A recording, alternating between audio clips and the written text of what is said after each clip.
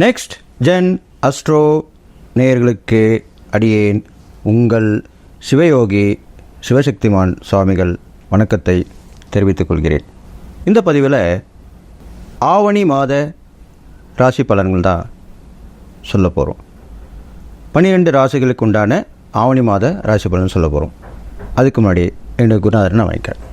ஓம் குருப்பியோ நம. நற்பவி நற்பவி நற்பவி. ஓம் காஞ்சிவாசாய வித்மகி சாந்தரூபாய தீமகி தன்னோ சந்திரசேகர பிரச்சோதயாத். என் ஆத்மா தெய்வம் மகாகாளி வணங்குறேன்.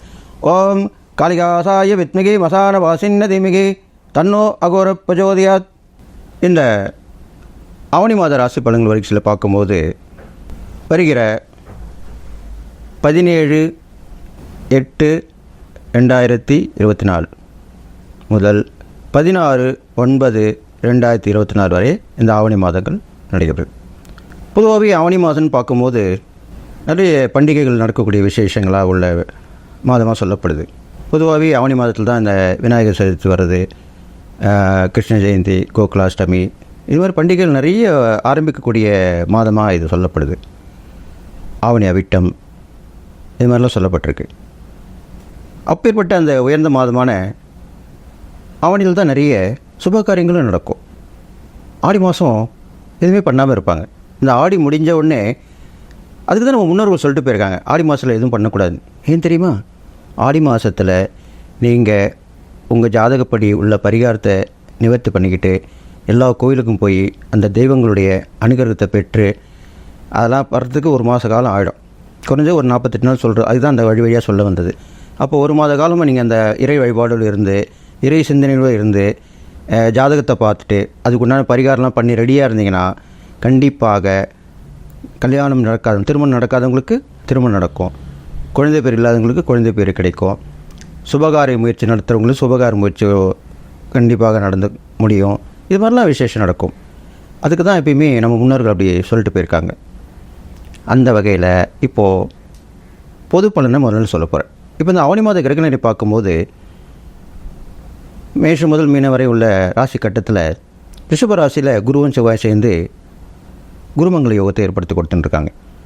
அது இல்லாமல் உங்களுக்கு புதன் வந்து கடகத்தில் இருக்கார், சிம்மத்தில் சூரியனும் சுக்கரனும் இருக்காங்க, கன்னியில் கேது பகவான் இருக்கார், தனுசு ராசியில் சந்திரன் இருக்கார், கும்பத்தில் சனி பகவான் இருந்தாலும் வக்ரகதியில் இயங்கி அது மகர ராசிக்கு உண்டான பலனை தான் கொடுப்பார். வக்ர பயிற்சியாகி வக்ரகதியில் இருக்கார். மீன ராசியில் ராகு பகவான் இருக்கார். இதுதான் இந்த ஆவணி மாதத்தோட நவ கிரகங்களுடைய நிலை சொல்லப்பட்டிருக்கு.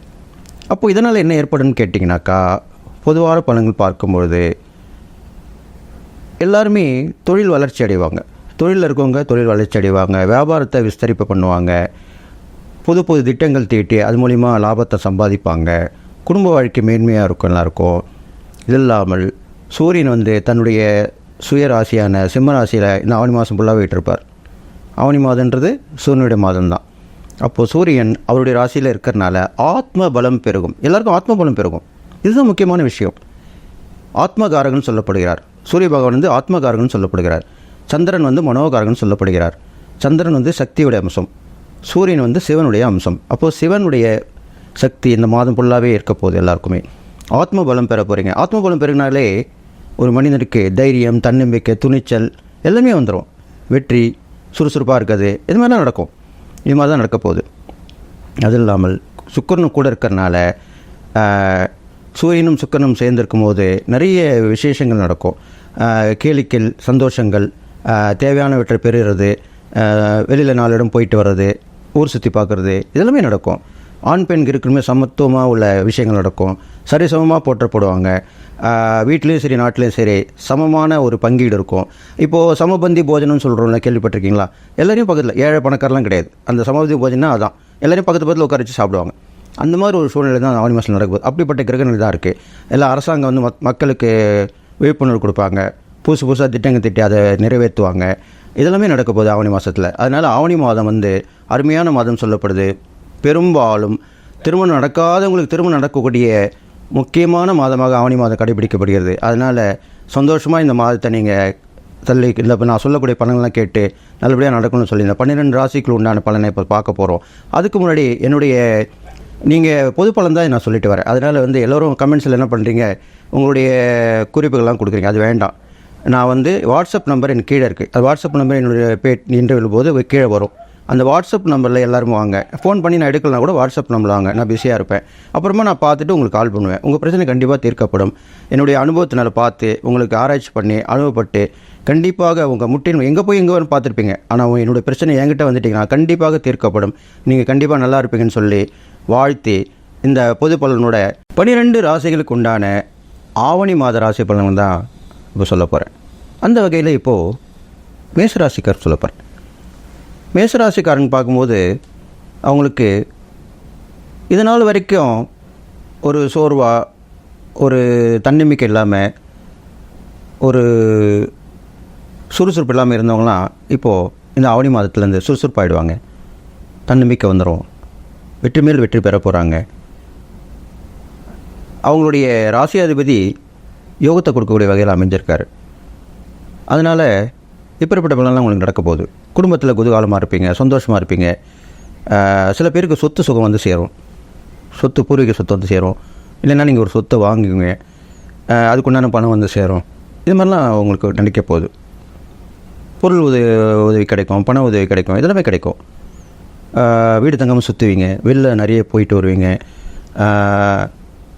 ஆனால் வாகனங்களை போகும்போது கொஞ்சம் பாதுகாப்போட போகிறது நல்லதாக சொல்லப்பட்டிருக்கு. கொஞ்சம் விழிப்புணர்வோடு இருக்கணும். அதெல்லாம் கொஞ்சம் பார்த்துக்குங்க. அது இல்லாமல் பெண்களுடைய கை ஓங்கியிருக்க போது, இந்த மேஷராசியில் பிறந்த பெண்களுடைய கை ஓங்கியிருக்க போது அவங்க செய்கிறதெல்லாமே வெற்றி மேல் வெற்றி கிடைக்கும். அதனால் அவங்க ரொம்ப சந்தோஷமாக இருக்க போகிறாங்க. போலீஸ், இராணுவம், இது மாதிரி டிபார்ட்மெண்ட் உள்ளவங்களுக்கு நல்ல ப்ரொமோஷன் கிடைக்கும். அவங்களுடைய வளர்ச்சி வந்து பெருசாக இருக்கும். சீக்கிரத்தில் பதவி உயர்வு பெற்றுருவாங்க.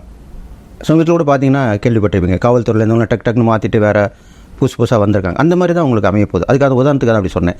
அந்த மாதிரிலாம் உங்களுக்கு காவல்துறையில் இருக்கவங்க, இராணுவத்தில் இருக்கவங்க, அட்மினில் இருக்கவங்க, டீம் லீடராக இருக்கவங்க, இப்போ ஐடி கம்பெனி நிறைய வருது, அதில் டீம் லீடராக இருப்பாங்க. இவங்களுக்கு எல்லாமே நல்ல ஒரு காலகட்டம் தான் இப்போ வந்திருக்கு. பொதுவாக என்ன சொல்லணும்னா, தலைமை தாங்கும் பதவி கிடைக்கும், உயர் பதவி கிடைக்கும், தலைமை தாங்கும் பதவி கிடைக்கும். அதுக்கு தான் அப்படி சொல்லியிருக்கேன். இது இல்லாமல் வந்து பெரிய மனிதனுடைய தொடர்பு கிடைக்கும், பிரபலங்களுடைய தொடர்பு கிடைக்கும். இது மாதிரிலாம் நடக்க போகுது. நீங்கள் அதுக்கப்புறம் பார்த்தீங்கன்னா சகோதரத்துடைய ஒற்றுமையாக இருப்பீங்க, சகோதரோட உதவிலாம் கிடைக்கும். எல்லாமே சந்தோஷமாக இருக்க போகுது. அது இல்லாமல் வந்து உங்களுக்கு புது புது விஷயங்கள் புரிய வரும். ஆராய்ச்சி பண்ணி அதை கண்டுபிடிப்பீங்க. சில பேர் வந்து பாராட்டும் பெறுவீங்க. இப்போல்லாம் பார்த்து நவீன விஞ்ஞான யுகத்தில் புதுசாக கண்டுபிடிப்பு வந்துருக்கு. அந்த வகையில் நீங்கள் கண்டுபிடிச்சி அதுலேயும் பரிசு பாராட்டு பெற போகிறீங்க. அதுதான் சொல்லியிருக்கேன். இது மாதிரிலாம் நடக்க போகுது. உத்தியோகத்தில் உங்களுக்கு ஊதிய உயர்வு எல்லாமே கிடைக்கும். குழந்தைங்களுக்கும் நல்ல கல்வி மேலே வளர்ச்சி, கல்வியில் இல்லாமல் விளையாட்டுத்துறையில் நல்ல வளர்ச்சி பெறுவாங்க. அதுக்குண்டான காலகட்டம் தான் இப்போ வந்திருக்கு. பொதுவாக போட்டி பந்தயங்களை கண்டிப்பாக வெற்றி பெறுவீங்க. இது மாதிரிலாம் நடக்க போகுது.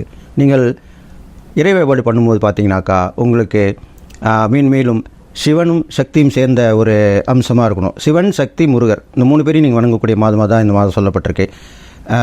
அதனால் சிவன், சக்தி, முருகர் 3 பேரை ஒரு சேர வணங்கலாம். சிவனை வந்து திங்கட்கிழமை வணங்கலாம், சக்தியை வந்து வெள்ளிக்கிழமை வணங்கலாம், முருகர் வந்து செவ்வாய்க்கிழமை வணங்கலாம். இப்படி வணங்கிட்டு வாங்க. அவங்களுக்கு விளக்கேற்றிட்டு வாங்க. எங்கே போனாலுமே நீங்கள் சிம்மராசியில் பிறந்தவங்க பெரும்பாலும் விளக்கேற்றுறது தான் உண்மையான விஷயம்னு சொல்லியிருக்கேன். தீபம் தான், நெருப்பு ராசியில் பிறந்திருக்கீங்க. அப்போது தீபம் தான் உங்களுக்கு மெயினாக சொல்லப்பட்டிருக்கு. அப்போது அந்த சிம்மராசியில் வந்து சூரிய பகவான் இருக்கிறனால உங்களுக்கு மேசராசின்றது நெருப்பு ராசியாக சொல்லப்பட்டிருக்கனால கண்டிப்பாக நீங்கள் தீபம் ஏற்றி வழிபட வேண்டும். அப்போது குறைந்தது 11 வகை தீபம் ஏற்றலாம். நெய் தீபம் போடலாம், எண்ணெயில் தீபம் போடலாம், பஞ்ச எண்ணெய், ஐங்கூட்டு எண்ணெய்ன்னு சொல்லுவாங்க, அந்த மாதிரி அந்த தீபம் போடலாம். இது மாதிரிலாம் போடலாம். அந்த 5 தீபம் வந்து சக்திக்கு போடலாம். அதே மாதிரி நெய் தீபம் வந்து சிவனுக்கு போடலாம். அதே மாதிரி முருகருக்கும் நெய் தீபம் போடலாம். இது மாதிரிலாம் போட்டு வணங்கிட்டு வாங்க. தான தர்மங்கள் பண்ணும்போது பார்க்க விபத்தில் ஏற்பட்டவங்களை தான தர்மம் பண்ணலாம். அது இல்லாமல் நோயப்பட்டு மருத்துவமனையில் இருக்கவங்களை உதவி பண்ணலாம். இது மாதிரிலாம் செஞ்சுட்டு வரலாம். ரத்த தானம் பண்ணலாம். இதெல்லாம் பெரும்பாலும் உங்களுக்கு உண்டான தான தர்மங்கள் தான் சொல்லப்பட்டிருக்கு. இதெல்லாம் பண்ணிட்டு வந்தீங்கன்னா நம்ம விசேஷமாக சொல்லப்பட்டிருக்கு ஆவணி மாதத்தில். அது இல்லாமல் உங்களுடைய சகோதரத்துவம் மூலிமா ஒரு நன்மையான விஷயம் நடக்கும். அவர் மூலிமா ஒரு பெரிய விஷயம் முடியவே முடியாமல் இருந்திருப்பீங்க. யார்கிட்ட போய் கேட்குறது, என்ன பண்ணுறதுன்னு நினச்சிட்டு இருப்பீங்க. இருந்தாலும் அந்த மூத்த சகோதரம் அவங்க மூலிமா ஒரு விஷயம் நடக்க போகுது. உங்களுக்கு நடந்து ரொம்ப சந்தோஷப்படுவீங்க. அதனால் ரொம்ப வெற்றி மேல் வெற்றி கிடைக்கும். இது இல்லாமல் வந்து பயணங்கள் மூலிமா நல்ல லாபங்கள் உங்களுக்கு கிடைக்க போகுது. பெரும்பாலும் இந்த ஆவணி மாதத்தில் சுபகாரிய முயற்சி சொல்லியிருக்கேன். அதனால் கண்டிப்பாக உங்களுக்கு குடும்பம் அமையக்கூடிய சூழ்நிலை, குடும்பம் அமையாதவங்களுக்கு இல்லாமல் குடும்பம் கண்டிப்பாக அமையப்போகுது.